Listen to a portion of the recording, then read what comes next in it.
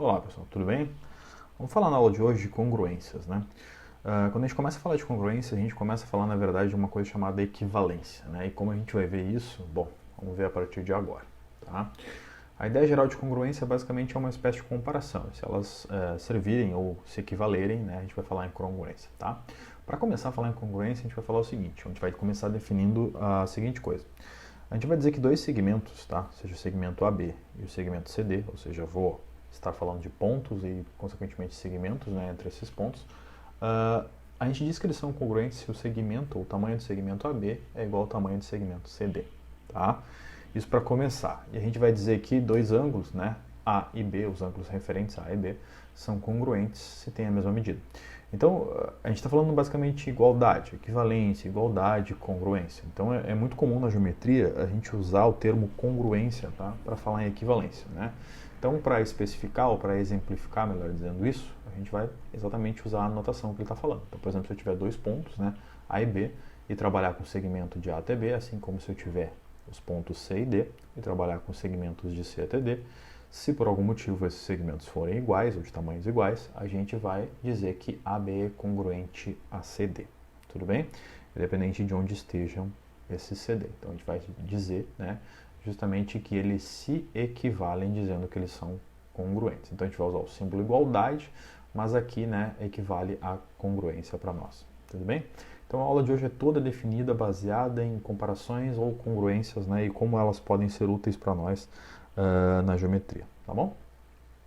No caso dos ângulos, tá, a gente vai fazer o seguinte, vamos supor que eu tenho um ponto A, né, e para falar do ângulo A especificamente, né, ou seja, A chapéu ali, centro circunflexo, pensando nesse ângulo amarelo, tá, vamos supor que seja, sei lá, 30, tá, e eu tenho um ponto B, que obviamente vai me dar um certo ângulo, e vamos supor também que esse ponto B, ou ângulo B, me retorna o valor 30, tá, eu estarei falando de dois ângulos congruentes, ou seja, o ângulo A é congruente ao ângulo B, tá? Independente da orientação. Vou trocar a orientação, mas se eu mantiver o valor do ângulo, tá? Eu vou estar falando em congruência. Tudo bem, pessoal? Então, na verdade, B é congruente a A, é congruente a B e assim por diante. Tá bom? Então, essas duas, para iniciar, assim, essas duas definições de congruência, basicamente, né, com relação aos segmentos e aos ângulos, vão nos nortear na aula de hoje para ver o que a gente vai fazer além disso, tá? Tem bastante coisa além disso. Então, dois segmentos iguais equivale a dizer que AB é congruente a CD. Dois ângulos iguais, nós vamos ler o ângulo A é congruente ao ângulo B. Nesse caso, A e B são os ângulos que eu usei, tá bom? Bom, para seguir, para continuar a aula, falando em congruência, obviamente, a aula toda de congruências, a gente vai usar mais definições, né? Então, vamos supor, por exemplo, que se dois triângulos são congruentes, né?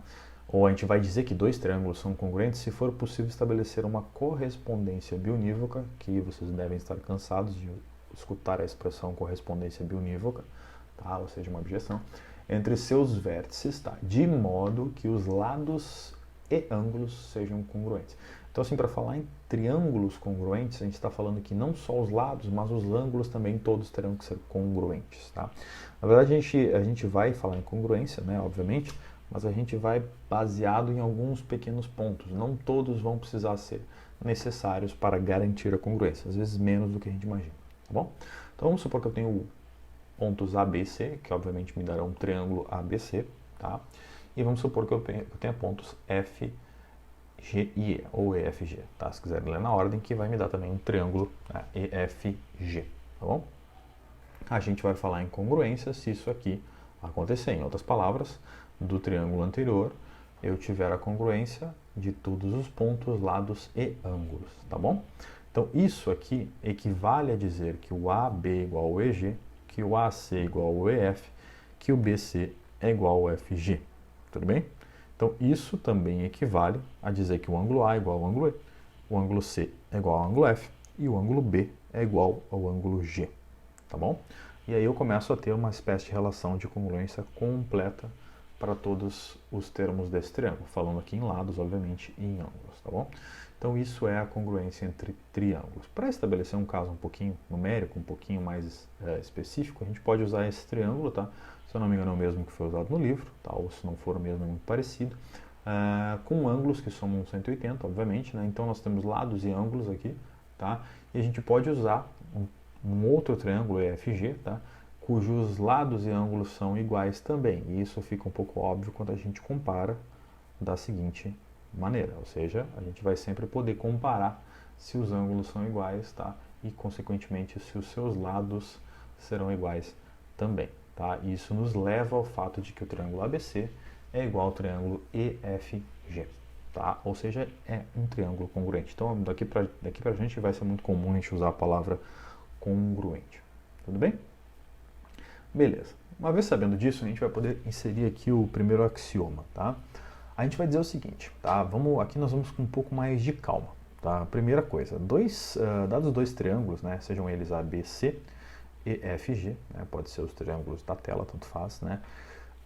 Se AB for igual a EF, ou seja, um lado é igual, se AC for igual a EG, ou seja, um segundo lado é igual também, e o ângulo A é igual ao ângulo E, então o triângulo ABC é igual ao triângulo EFG. Tá? Isso também é conhecido como o primeiro caso de congruência entre triângulos, tá? Até destaquei ali.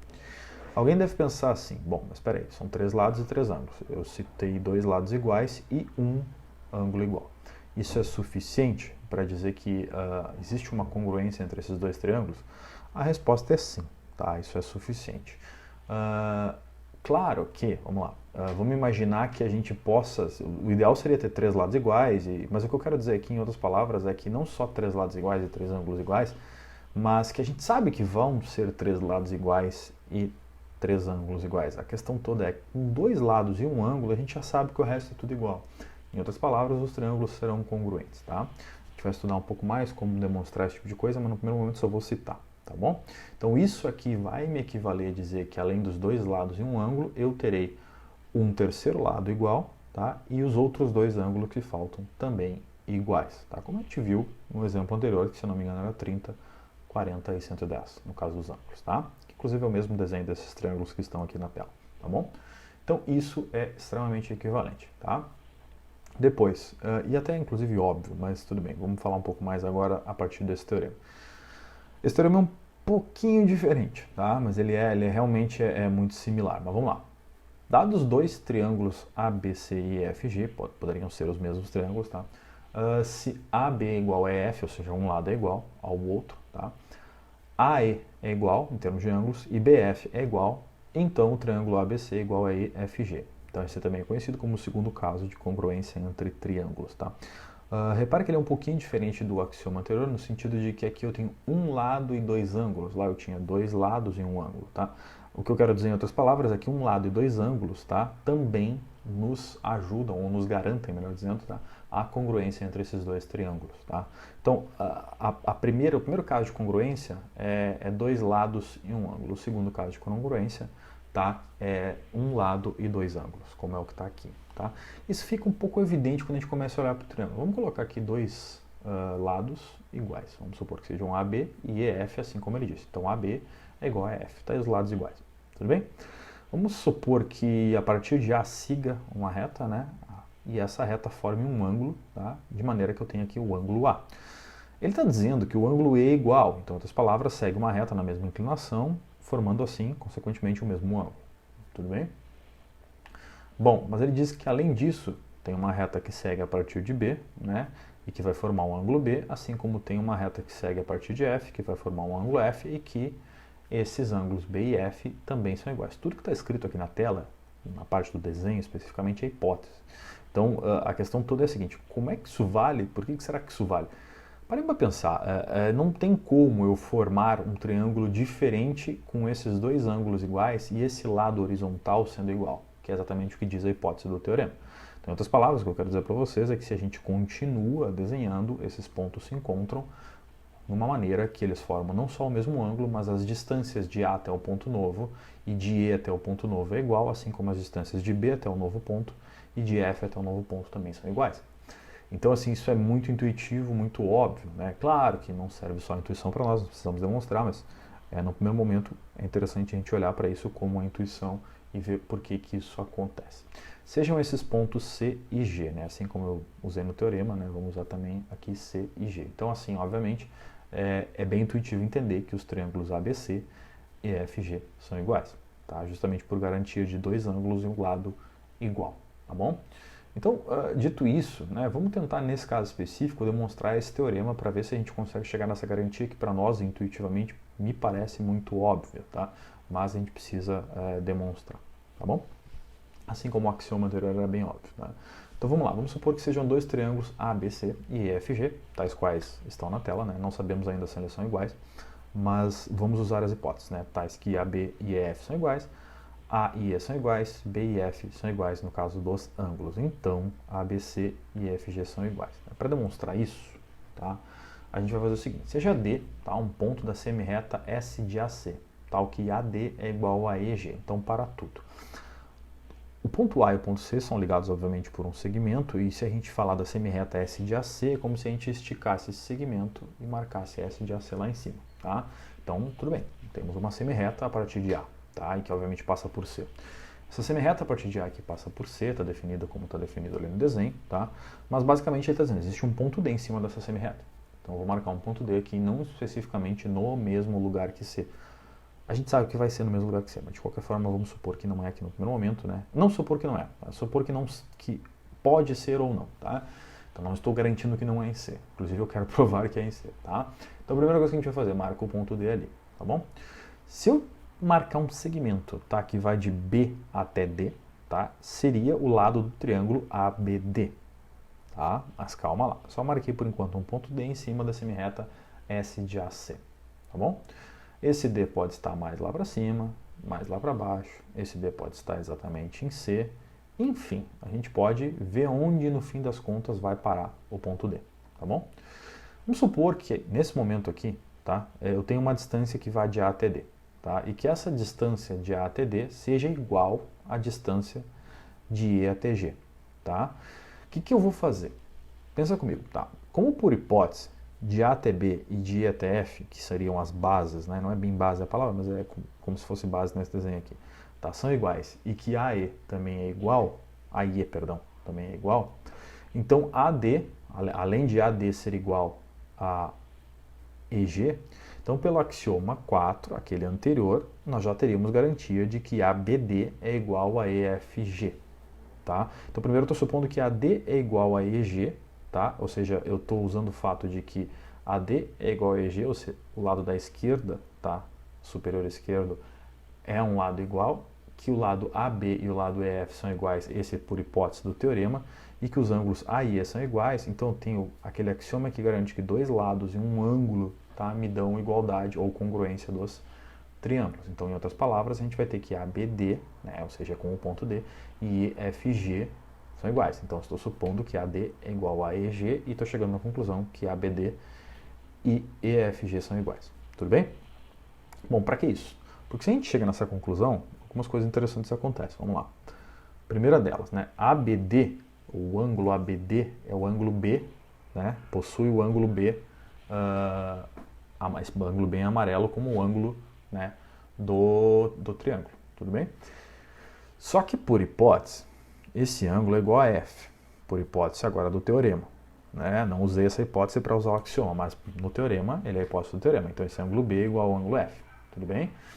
Então, por um lado, né, a gente sabe que o ângulo F é igual ao ângulo ABC. Tá? Por que o ângulo ABC? Porque o ângulo ABC é simplesmente o ângulo amarelo, que está aqui no triângulo do lado esquerdo. Em outras palavras, a gente vai ter que o ângulo ABD, que eu acabei de usar agora, é igual ao ABC. Então, em outras palavras, a gente está chegando no fato de que a reta em vermelho, BD, é igual, ou vai ser o mesmo segmento da reta BC. Né? Caso vocês não tenham entendido ainda isso, a gente está supondo justamente que, pela hipótese do teorema B igual a F, chegando à conclusão que ABD tem que ser igual a ABC em termos de ângulo. Tudo bem? Bom, e se isso acontecer, né, se eu marcar aqui só para fixar a ideia de que existem duas semirretas, uma que vai de B até D, ou melhor, até D não, que vai de B em diante passando por D, e outra que vai de B passando por C, ou seja, seriam as semirretas SBD e SBC respectivamente, né? Isso só vai ser possível, essa igualdade de ângulos, só vai ser possível se essas semirretas coincidirem. Em outras palavras, se essas semirretas forem a mesma. Só que se essas semirretas forem a mesma, C tem que ser igual a D, porque repare que D está na semirreta SAC. Então, a única coisa que tem entre essas semirretas SBC e SAC seria a interseção. Então, como ele está nas duas, ele só pode estar naquele ponto. Então, C tem que ser igual a D. O que termina a nossa prova, o que implica que os triângulos ABC, ou ABD, como preferirem, né, já que C é igual a D, é igual a EFG. Então, a gente acaba de demonstrar o fato de que tendo, tá, um lado e dois ângulos iguais, a gente tem, tá, provado o teorema, que nós teríamos dois triângulos congruentes. Tudo bem? Um pouco diferente essa prova, um pouco mais complicadinho no começo, mas é uma prova extremamente interessante, tá? Muito tranquila de fazer, assim, no momento que a gente tem todas as definições prontas, axiomas e assim por diante. Tudo bem? Vamos seguir aqui, vamos falar então de algumas definições a mais, tá? A gente vai chamar de um triângulo isósceles, tá? Ou vamos dizer assim, que um triângulo é dito isósceles se ele tem dois lados congruentes, ou seja, dois lados iguais. Esses são chamados de laterais e o terceiro de base. Então é só para a gente colocar uma definiçãozinha, né? Como se a gente dissesse assim, olha, eu tenho ABC, né? E tem esse triângulo formado aqui, ou seja, AB igual a AC, tá? E BC seria a minha base, é o meu lado diferente no momento que eu tenho dois iguais, tá? Daqui cabe uma proposição extremamente interessante, tá? Um triângulo isósceles, os ângulos da base são congruentes, ou seja, o ângulo B chapéu e o ângulo C chapéu serão iguais, tudo bem? Como a gente faz para demonstrar isso?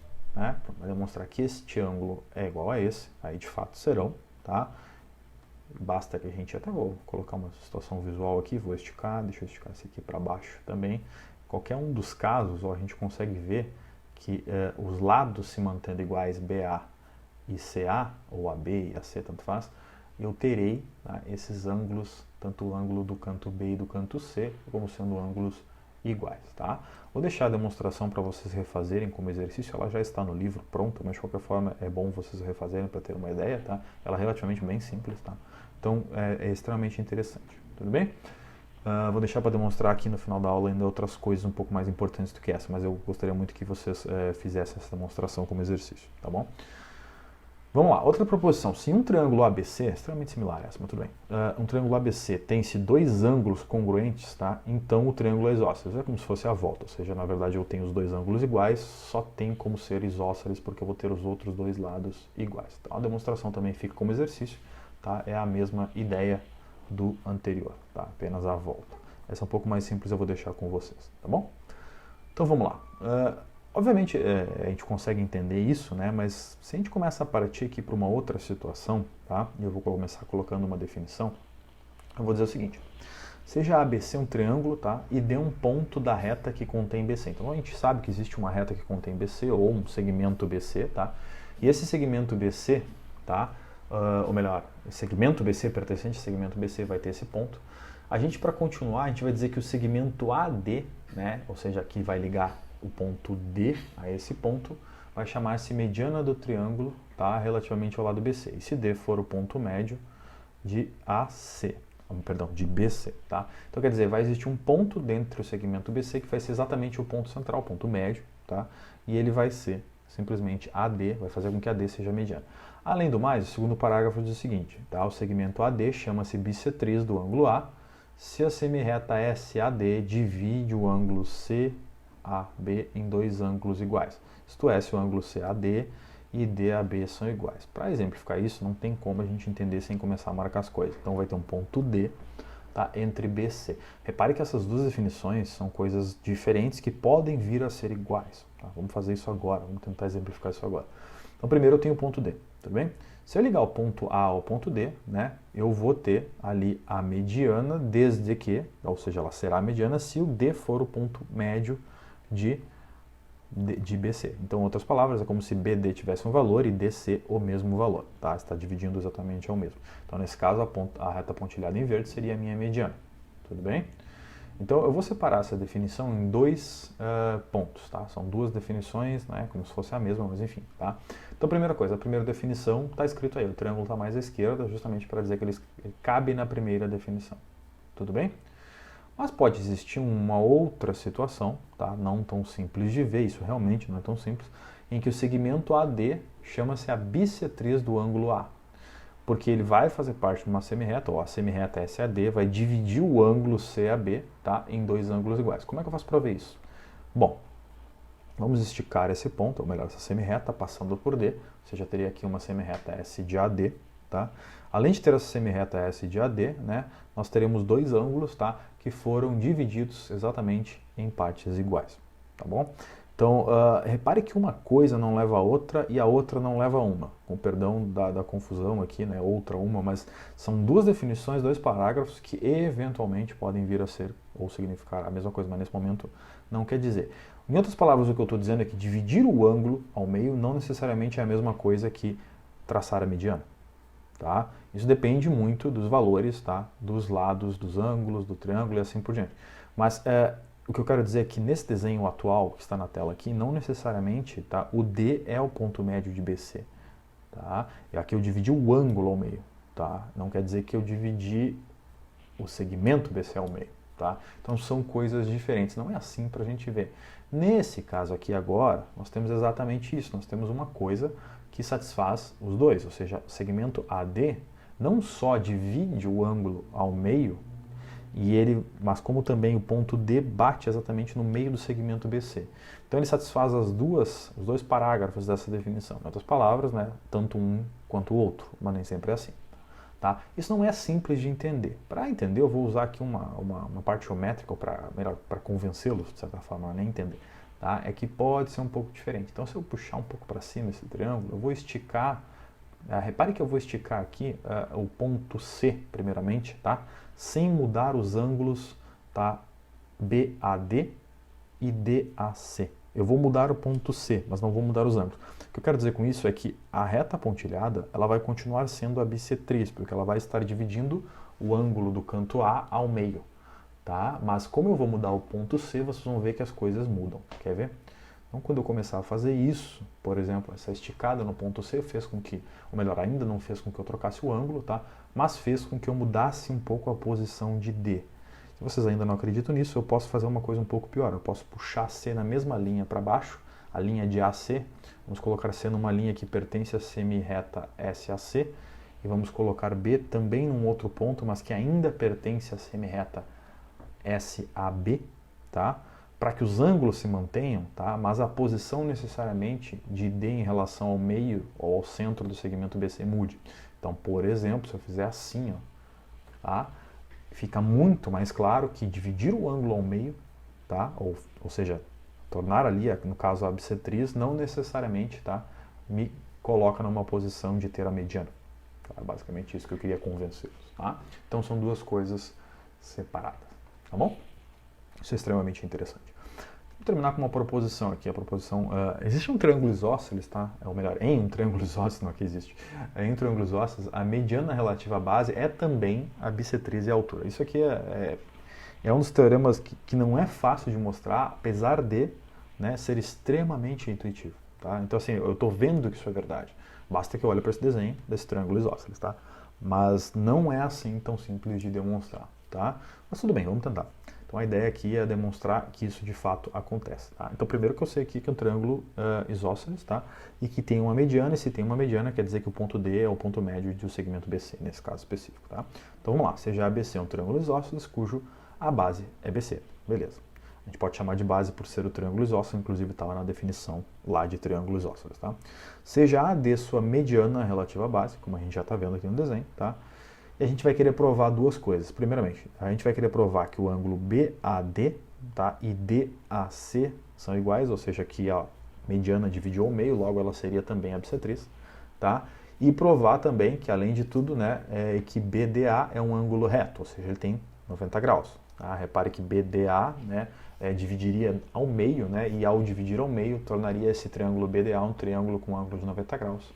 E é isso que a gente gostaria de provar. Então, em outras palavras, né, a gente quer provar que esses dois ângulos são iguais e que, repare ali onde está D agora, é como se tivesse um ângulo de 90 graus. É isso que a gente quer provar. Quando a gente prova isso, a gente prova basicamente aquilo que ele está dizendo lá na proposição, que além de ser a bissetriz, né, por ter um ângulo de 90 graus, essa reta verde, que seria a mediana, também a bissetriz, seria inclusive a altura e provaria tudo que a gente está querendo provar para demonstrar esse teorema. Tudo bem? Então vamos voltar aqui e vamos começar. A primeira coisa que a gente sabe aqui, tá, é que se ele é a mediana, o segmento BD tem que ser igual ao segmento DC. Isso é fato. Então, como BD é igual a DC, por AD ser a mediana, a gente já tem alguma coisa aqui. Tudo bem? Então guarda isso. Segunda coisa, o segmento AB, né, é igual ao segmento AC. Por quê? Porque ele é um triângulo isósceles, né? Então, no caso, é esse aqui os ângulos que são iguais, né? E como o BC é a base, a gente vai ter, né, justamente por isso, né, por ser um triângulo isósceles, que AB é igual a AC. Tá? Então, a gente já tem garantido isso. Agora, vamos começar a pensar nos ângulos, tá? Se ele é um triângulo isósceles, a gente tem que o ângulo B é igual ao ângulo C. Pensando assim na notação de canto, ou se preferirem na outra notação, a gente tem que ABD é igual a ACD, tá? Se preferirem essa notação. Então, da última proposição, a gente vai ter que B é igual a C, né? No caso, justamente por ser um triângulo isósceles, tá? Então, o que vai acontecer aqui, né? Tendo tudo isso, né? A gente vai ter que ABD, repare que ABD é o primeiro triângulo retângulo que aparece aqui à esquerda, tá? Do lado esquerdo dessa divisão, tá? E ADC, tá? O outro triângulo, né? Por ter dois congruentes, também é um ângulo igual. Então, ABD e ADC, por ter dois lados congruentes, também é um ângulo, tá, igual. O que está acontecendo aqui em outras palavras? Eu estou provando que esses caras são congruentes. Tanto esses dois triângulos retângulos são congruentes. Consequentemente, por ter um ângulo de 90 ali, a gente não provou ainda que é 90, tá? Mas por ter dois ângulos, tá, iguais e dois lados iguais, a gente vai ter que esses dois triângulos retângulos divididos são iguais. O que me leva à conclusão que esses dois ângulos em verde, né, são iguais. E se eles são iguais, quer dizer que BAD e CAD foram divididos ao meio. Em outras palavras, eu acabei de demonstrar aqui, nós temos aqui o caso de a reta verde que liga a AD ser exatamente a bissetriz. Ou seja, ela é a bissetriz deste problema, tá bom? Falta ainda demonstrar que ela é a altura, e aí, bom, para demonstrar isso, basta demonstrar que o ângulo, tá, lá de baixo tem 90 graus. Essa é a parte mais fácil, por quê? Porque para demonstrar que depois desses dois ângulos em verde serem iguais, a gente sabe que BDC, esse ângulo, é um ângulo raso, ou seja, um ângulo de 180. Repare que BDC faz parte da mesma reta, então por definição ele já é um ângulo raso. Então o ângulo BDC, como se D fosse a ponta, eu sei que não aparece uma ponta justamente por ser o ângulo raso, ele tem 180 graus, tudo bem? Mas, tá, repare que BDC, tá, é a soma de BDA mais ADC, tudo bem? Mas como os triângulos ABD e ADC são congruentes, né, o que vai acontecer? Que essa soma, né, pode ser reescrita como um dos ângulos iguais. Então, BDA mais BDA, ao invés de BDA e ADC, por exemplo. Tá?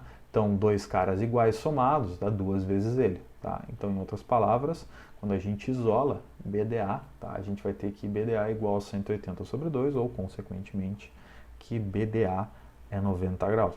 Tá, e quando o BDA for 90 graus, a gente acaba de demonstrar a última coisa da proposição, que isso é a altura, porque ela está fazendo justamente, né, um ângulo de 90 graus, ou seja, o canto D ali vai fazer um ângulo de 90 graus, e o do lado direito também vai ser 90 graus, isso é óbvio, né, porque ele é igual. Tá? Então a gente acaba de demonstrar que também é 90 graus ali, e aí o que a gente conseguiu fazer é exatamente aquilo que a gente queria. A gente devia provar que os ângulos BAD e DAC são iguais e que BDA era um ângulo reto. A gente acaba de ver tudo isso. Que os ângulos lá de cima são iguais, do canto A, ou seja, tornamos a reta que era uma mediana também uma bissetriz, e além de tudo ela vai ser altura, provando que ali no D nós temos dois ângulos de 90 graus, tá? Justamente por ter um ângulo raso, mas a gente tem que demonstrar isso. Tudo bem? Então isso é uma demonstração assim um pouquinho mais complicada, para uma coisa, não é complicada, mas é um pouquinho chata, porque quanto mais óbvio é para nós aquilo que está acontecendo, mais chato e mais desnecessário parece ser a demonstração. Porque, na verdade, é óbvio, justamente óbvio, que num triângulo isósceles isso ia acontecer. Tá? Esses tipos de congruência entre ângulos, lados e assim por diante. Tá? Então, é preciso entender que, na verdade, quando a gente tem assim, essas congruências ou relações de congruências, seja ela mediana, bissetriz e tal, elas só batem ou só são a mesma coisa quando a gente está falando de um triângulo isósceles. E por isso que eu resolvi fazer, no caso anterior ali, vários desenhos diferentes para que a gente pudesse ter uma ideia, tá, geométrica daquilo que estava acontecendo. Tá bom? Existem outras coisas nesse capítulo que a gente pode ver, mas por favor façam os exercícios sugeridos, tá? E a gente se vê na próxima aula, beleza? Até lá!